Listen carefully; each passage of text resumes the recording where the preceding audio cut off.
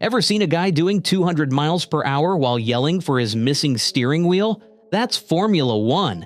Fast cars, unfiltered radios, and accidental comedy gold. From Alonso's meltdowns to Kimi's chaos and crash bets, we're diving into F1's funniest moments. The Alonso versus Palmer saga, aka the chicane heist. All right, close your eyes and picture this. You're Fernando Alonso. Not just any driver, two-time world champion, the pride of Spain, a man whose racecraft makes engineers emotional. You've gone toe-to-toe with Schumacher, dragged underdogs onto podiums, and have a highlight reel longer than most drivers' careers. And yet, it's 2017. You're stuck in a McLaren Honda, a car so underwhelming it could be outrun by airport shuttle buses. You're not fighting for pole positions anymore. You're fighting for functioning gears. We're at Monza, the Italian Grand Prix, the temple of speed, the land of tifosi and horsepower. Fernando qualifies P19, 19th, not because he forgot how to drive, not because he lifted off in quarter two, but because the car had all the pace of a garden gnome with a limp. The engine, built from frustration. The gearbox, one sneeze away from exploding. Strategy, drive it gently, don't stress the components, and hope the laws of physics cut you a break. Now enter the one and only Jolyon Palmer, a driver best remembered for, well, being there. He's racing Alonso for position, which is already a miracle, and he decides to make a move by cutting the entire chicane. Not even subtle, just slices through the track like he's playing a racing game with all the assist off. And Fernando has a radio meltdown that deserves an Oscar. What Palmer is doing? He needs to give me back the position. He cut the chicane. His voice cracks. You can hear years of pent-up rage boiling over. That wasn't just frustration.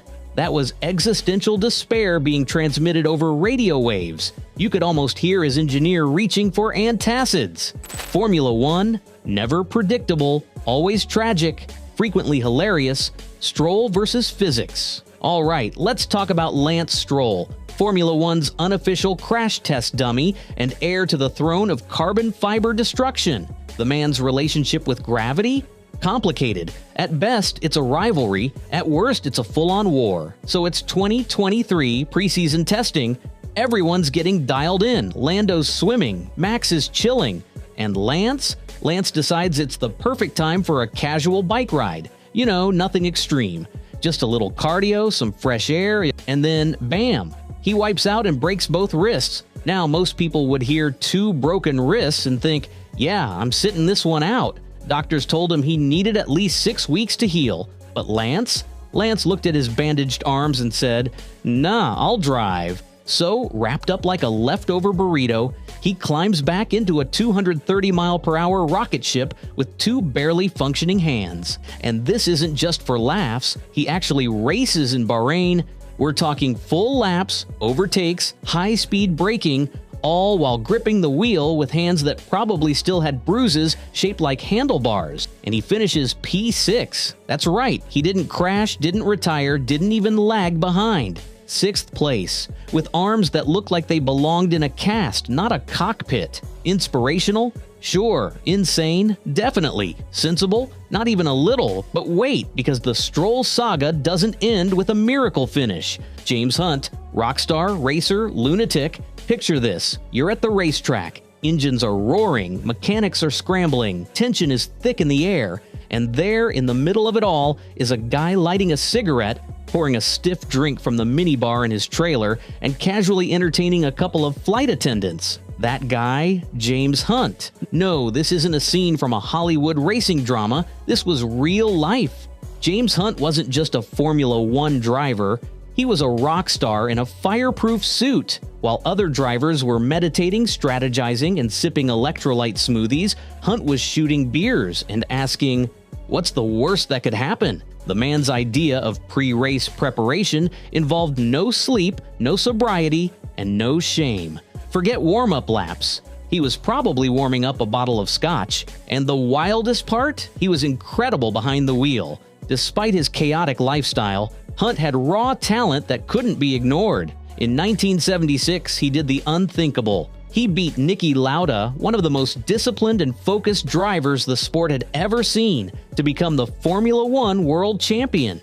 A man who lived like a party animal took the crown from a man who trained like a monk. The season was so dramatic, it literally got turned into a movie. Rush. But James wasn't done. Retirement didn't slow him down, it just gave him a microphone. The BBC, in all its wisdom, hired Hunt as a commentator, which sounds great until you realize Hunt had zero filter, zero media training, and zero interest in being politically correct. During a live broadcast, he once saw a driver make a terrible move and casually announced, "He has the mental age of 10." On live British television, with millions watching, including kids. It wasn't a one-time thing either. Hunt regularly dropped brutally honest takes that made the suits in the BBC control room sweat buckets. But fans loved it. He was raw, unpolished, and absolutely hilarious. In a sport that often takes itself way too seriously, James Hunt was the chaos button. He didn't care about the image. He cared about speed, thrill, and living like tomorrow didn't exist. And somehow, that made him a legend. The Quarantine GP, sim racing madness. Ah, yes, 2020, the year the world hit pause and Formula One hit Wi-Fi. With races canceled and engines silent, the paddock didn't just sit still. Nope, the drivers picked up their gaming rigs, fired up Twitch, and basically said, "Let's turn the championship into a live-streamed comedy show." Thus began the golden era of esports F1, where million-dollar drivers became full-time streamers, racing from their bedrooms instead of the grid. And honestly, it was absolute chaos and pure entertainment. This bizarre little moment in F1 history gave fans something the official season rarely does: personality, banter, and unfiltered chaos. No podiums, no champagne, just HDMI cables, bruised egos, and a whole lot of laughs. Bottas unleashed the Australian message. Australia 2019. The sun's out, the grandstands are buzzing, and Valtteri Bottas has had enough. For years, he'd been cast as the quiet wingman, the polite Finn, the guy who held the door open for Lewis Hamilton on track and said, "After you, champ." But not today. On that day in Melbourne, something changed. Maybe it was the off-season grind, maybe it was the bottled-up frustration, or maybe he just woke up and chose violence. The lights go out, and Bottas vanishes. No wheel spin, no drama, just gone. He leads 57 of the 58 laps like he's racing AI in beginner mode. And then, as he crosses the line with a massive lead, he unleashes a sentence that echoes through F1 history. "To whom it may concern, bleep you." No names, no elaboration, just vibes. It was the birth of Bottas 2.0. Cold, calculated, with a beard. The world was stunned. This wasn't the mild-mannered teammate anymore. This was Valtteri unleashed. Fans went wild. Memes exploded. For once, it felt like Bottas had snapped out of the polite PR matrix and decided to be the main character. But oh, Formula One has a wicked sense of humor. Fast forward to Monaco 2021. Bottas is running strong. He dives into the pits for a routine stop. The mechanics go to change the tires. All is well until it isn't. The front right wheel nut refuses to budge. The gun strips it completely. The tire fuses with the car like it's emotionally attached. Everyone's waiting. Commentators, fans, even Bottas himself, watching this surreal moment unfold. The tire won't come off. It doesn't come off for the rest of the race. It doesn't come off for 43 hours. They had to ship the car back to the factory just to drill the tire off. That's not just a pit stop gone wrong. That's a full-on mechanical betrayal. To put it in perspective, in that time, Red Bull could have done over 4,000 pit stops. That tire retired with Bottas. It may still be rolling somewhere in a museum. So yeah, one day you're telling the world off on the radio, and the next you're being held hostage by a stubborn wheel. That's F1. One lap you're flying, the next you're stuck in the pits. Literally, Kimi Räikkönen versus everyone. And now, we arrive at the legend himself, Kimi Räikkönen, the Iceman, the myth, the most unintentionally hilarious human to ever pilot a Formula One car. Kimi doesn't try to be funny. That's what makes him so perfect. He's a meme without effort, a walking contradiction in a sport full of polished PR machines. Let's rewind to Baku 2017. The race is chaos, cars colliding, debris everywhere, and the stewards in full snooze mode. Amid the madness, Kimi gets clipped, his floors destroyed, his tires shredded, and he limps into the pits. But as he arrives, something's missing. Steering wheel, where's my steering wheel? He's screaming over the radio like someone stole his wallet. The Ferrari mechanics? Just kind of standing there, casual, unbothered, probably talking about lunch. Meanwhile, Kimi's having an emotional breakdown because the entire point of driving the car is missing. The camera pans to him wildly gesturing from the car. You'd think he was asking for a fire extinguisher. No, just a basic tool to steer.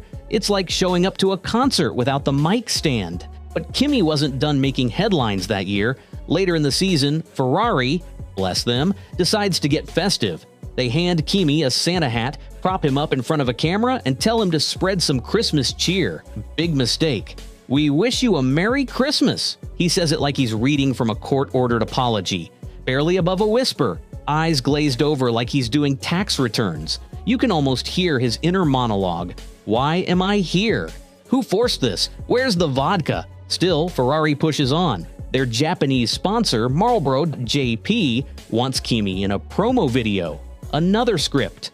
Another camera. Kimi deadpans his way through the line. Please visit Marlboro.jp. You could win a motorsport prize. It's the most lifeless delivery in advertisement history. He doesn't blink. He doesn't smile. He stares into the camera like he's being held for ransom. Except he's not even resisting. Just existing. And that's the magic of Kimi. No fake smiles, no PR polish, just brutal honesty and I don't want to be here energy, wrapped in a race suit. And somehow, that made him a cult icon. Because while other drivers chase sponsorships, Kimi chases solitude and steering wheels. Nico Rosberg, petty king of Turn 4, Spain 2016. The tension in the Mercedes garage is thicker than a double-stacked diffuser. Two teammates, two alphas, Nico Rosberg and Lewis Hamilton. One already a world champion, the other desperate to prove he can be more than just the guy who finishes second. The lights go out, and it all goes south in 30 seconds. Rosberg gets the jump. Hamilton, as always, is in attack mode. He closes the gap like a man possessed. But Rosberg doesn't yield. He moves once, then again, and Hamilton, running out of room and patience, goes for the gap that wasn't there.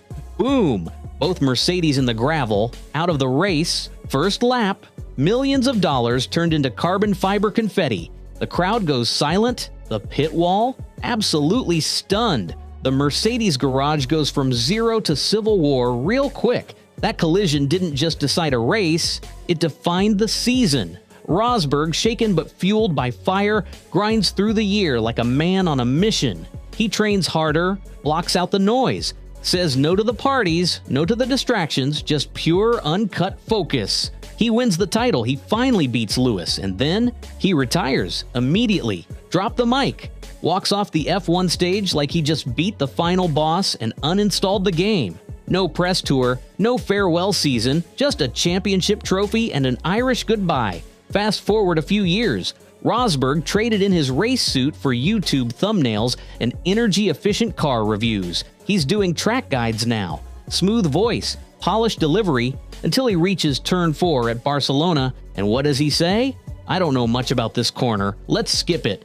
Brother, that's the corner. The corner where you and Hamilton took each other out in front of the entire world. You're just gonna skip it? That's like giving a TED Talk on heartbreak and conveniently omitting the name of your most toxic ex. We all remember what happened, Nico. The dirt's still on the gravel. But in true Rosberg fashion, he grins through it, dodging Turn 4 like it's still coming for his championship. And honestly, that's kind of iconic. Because if you can't laugh at your most dramatic moment, at least pretend it never happened. Jacques Villeneuve and the dumbest bet in F1 history. Ah, the 1990s in Formula One, a time when mullets were acceptable, tobacco funded everything, and safety regulations were more of a loose suggestion than an enforced rule. It was wild, unpredictable, and frankly, borderline insane.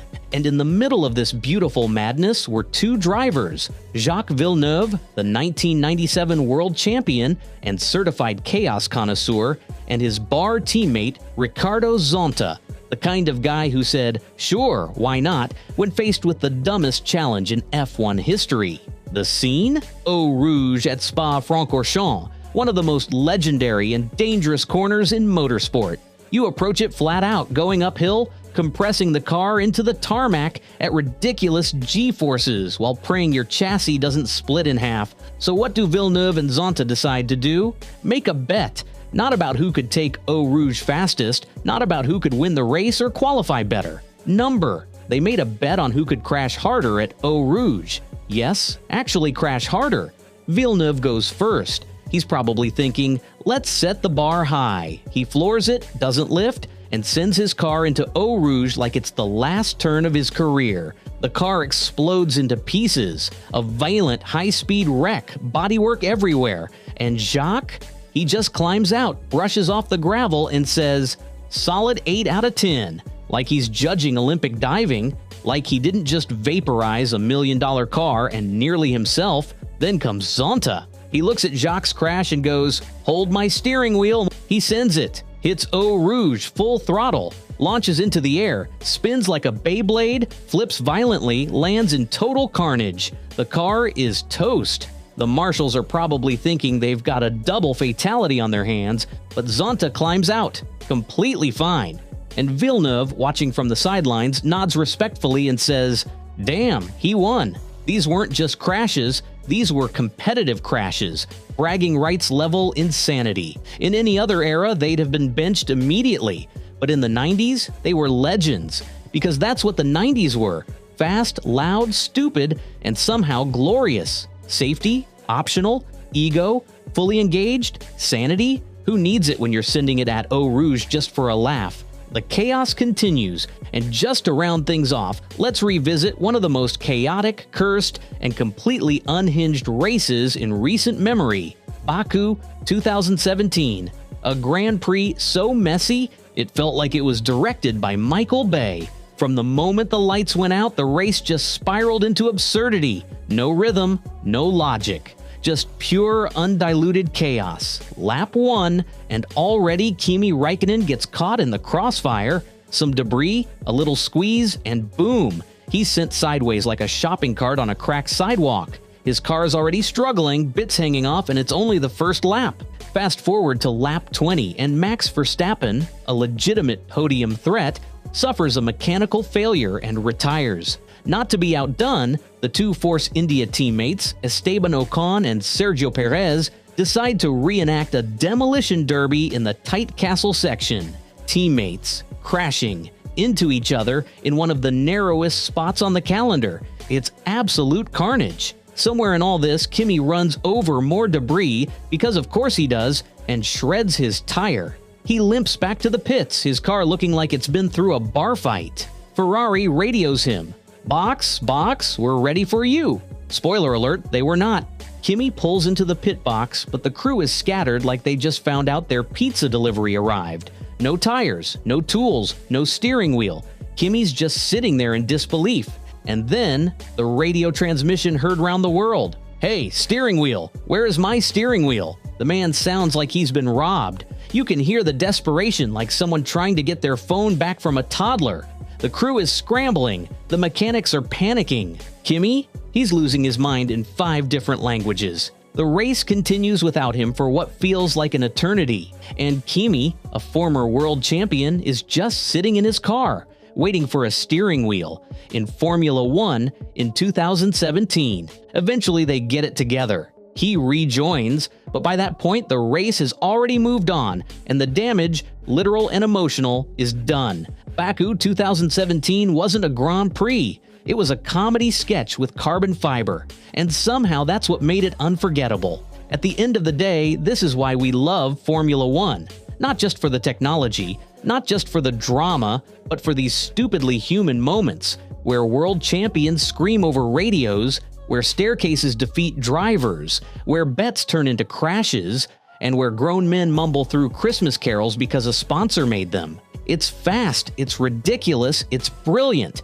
So if this made you laugh, cringe, or say, "What the hell did I just watch?" make sure to like, subscribe, and hit that bell icon, because in F1, the chaos never ends, and neither do the laughs. See you in the next one, and remember, always bring your steering wheel.